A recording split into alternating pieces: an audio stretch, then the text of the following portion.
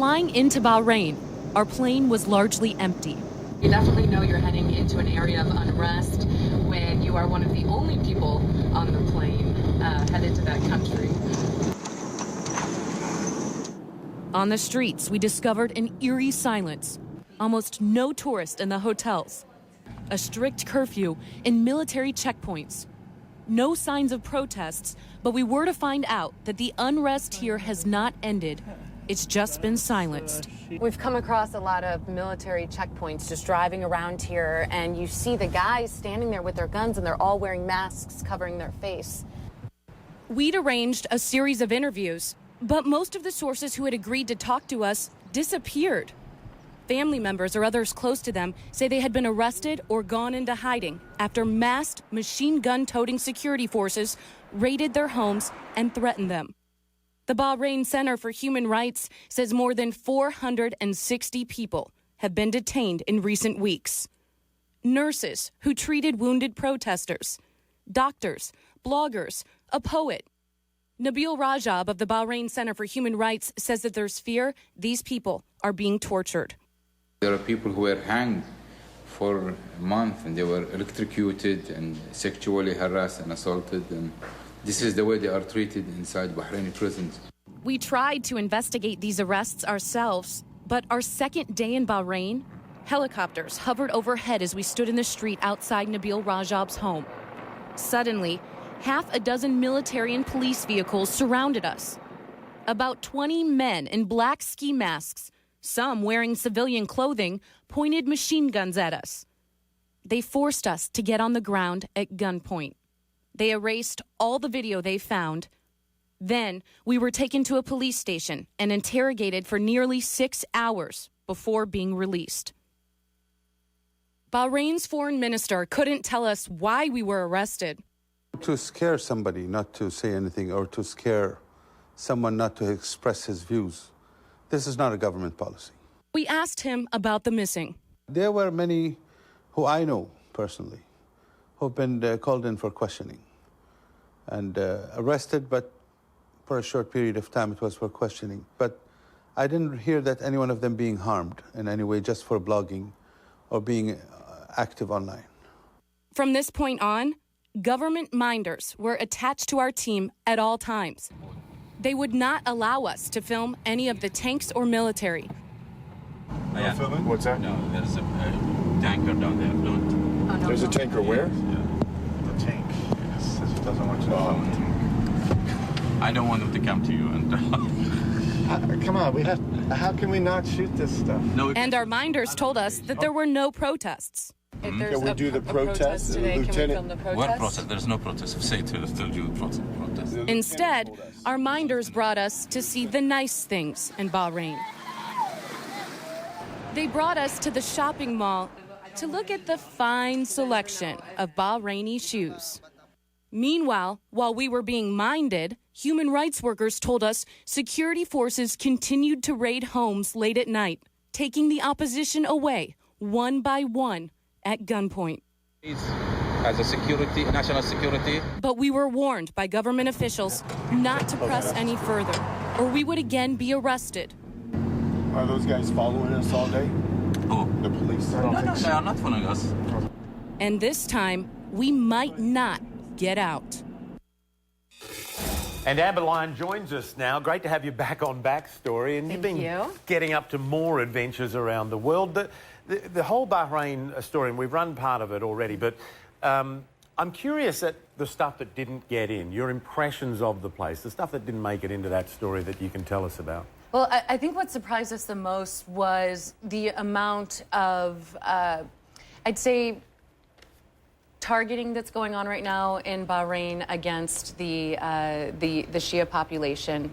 People we spoke with feel like they are being targeted by the military, and they're trying to instill a culture of fear in them and literally plucking out the opposition one by one, going through these houses, arresting people late at night, masked men, and taking them away to prisons without giving them any type of explanation as to why they're being detained. And even taking them out of hospitals. I mean, that's one extraordinary claim, isn't it? They go in, find an injured protester and take them away. Human rights groups are saying that they are taking them out of the most popular hospitals in Bahrain, and we were able to venture into some of the villages where there's a culture of fear of going to the hospital, and people in this village are treating bullet wounds on their own, because they'd rather do that than enter one of these hospitals because they're so scared they're going to get arrested. And your thoughts, your feelings as you reported this about some of those you were reporting on. I mean, you and I were chatting before this about the doctors and the risks that some of these people are taking.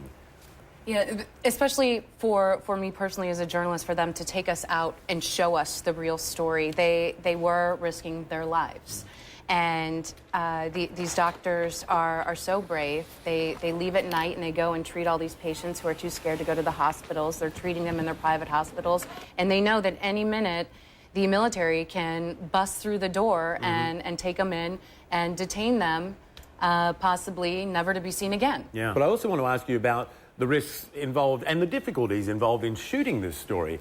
It's not like popping down the road with a camera crew and knocking off a story for the evening news, is it? No, it's not. And we had to keep our cameras hidden when we were heading into some of these villages because we knew the government did not want us in there. Very few reporters have shot inside the Shia villages of Bahrain. So we made sure to shoot on small flip cams. We made sure to hide our cameras as we were running into homes. Also to shoot on cameras that have small media discs so that we could conceal them if we were to be detained, which ended up happening. Yeah, in dramatic fashion. Tell us about that. Yes, yeah, definitely the first time I've ever had a machine gun pointed in my head, I have to tell you. We were at the home of a prominent Bahrain human rights activist, and all of a sudden we started seeing helicopters swarm above, and I knew something was going on because one of the helicopters just kind of stood still looking down on us, and that's when we decided, well, maybe we should head out. And as we were getting into the van, I remember looking to the right and I saw a civilian vehicle pull up. It was a blue four-door car, and two guys got out dressed in civilian clothing. They had no identification. They were carrying huge machine guns, and they started screaming at us to get on the ground. First thing I did, of course, journalist instinct, I reached for my flip camera. And then when I realized it was a civilian car and I didn't know if it was the police, I put it down, and then the next thing I grabbed was my CNN ID badge, even before my U.S. passport, because then I thought, you know what, if these guys shoot us, they'll know if I show this to them that the world will know about it, and they may think twice. So. And you genuinely were worried that this was it. Yes, for the first 2 minutes, because they made us all get down on the ground. And I was saying CNN, and there was just no response. The two men in civilian clothing were running around screaming in Arabic. I couldn't understand what they were saying, and they were pointing their guns at us. And you were detained, you were questioned, eventually let go. What was the reason given for treating international media that way? No reason at all. Yeah. To this day, we still don't have any type of a justification from the government as to why we were detained. I'm going to tell you personally what I think happened. I think they did not want us venturing into these villages and filming what we were filming, and they did not want us talking with this prominent human rights activist. They didn't want us to hear what he had to say. And you ended up in the local media after all of this, right? Yes, we did. It was really creepy. The next morning after we were arrested, I went to my hotel room door, opened it up to head to breakfast, and saw a copy of the local newspaper on the ground. When I opened it up, it had this article here that says, CNN reporters arrested. In it, the entire article is BS. The only thing in here that's true is that we were arrested. It says we didn't have identification. We did have identification. It says we were picked up at a checkpoint. We were picked up at the human rights activist's house. It also gives this warning here. It says the journalists were later released after signing an undertaking not to exceed the limits of their mission or violate any rules. And you signed what? Nothing. Nothing. Right. And I saw that as kind of a threat.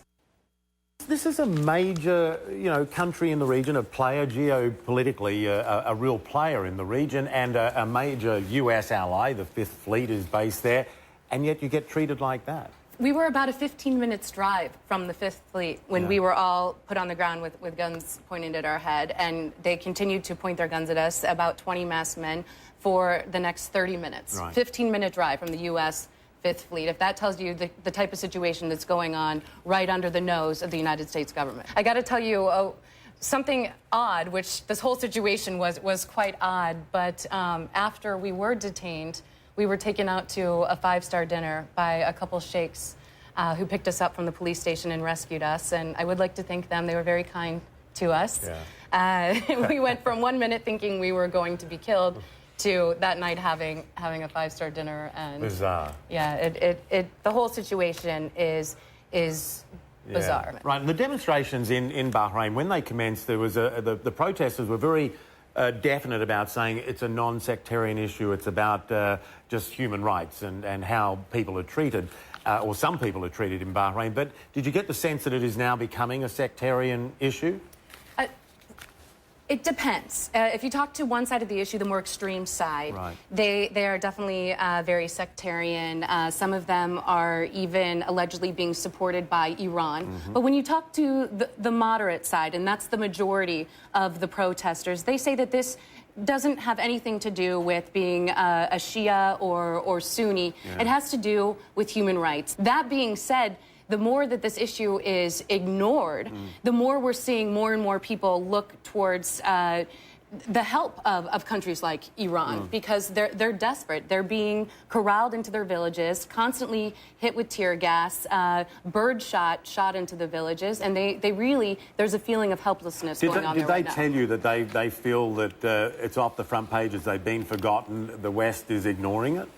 Well, they didn't say that directly, but you can tell that from their actions, because they're taking very bold actions. The fact that they took a CNN crew, they know this is going to be talked about, like I'm doing right now, and detained us in such a manner, and also the way that they have been shooting into these villages with tear gas and birdshot relentlessly in some of the villages, just shows how bold they are and how much they feel that the world is not watching what's going on in Bahrain. Instead, they're paying attention to Libya and other countries like Syria. You were saying also about the bizarre nature of being toured around by, after you'd been detained and everything, all of a sudden you've got a government minder and everything in the country was rosy and you're getting tours. Yes. Yeah? I got to explain it to you like this. Having a government minder almost makes you feel like you're a child and you've been grounded. Right. As a reporter, because they don't let you do anything. They control what you shoot, who you talk to, where you shoot. And for me as a journalist, it was very frustrating, because I knew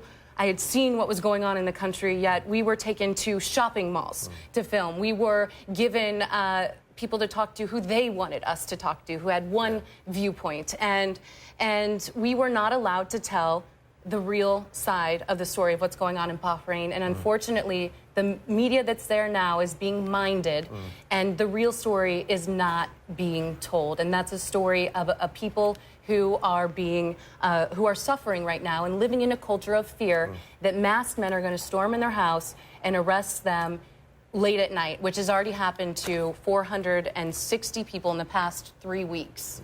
Yeah. Great to see you, Amber. Hey, thanks for having me on. Always a pleasure. I love the show. We'll see you soon.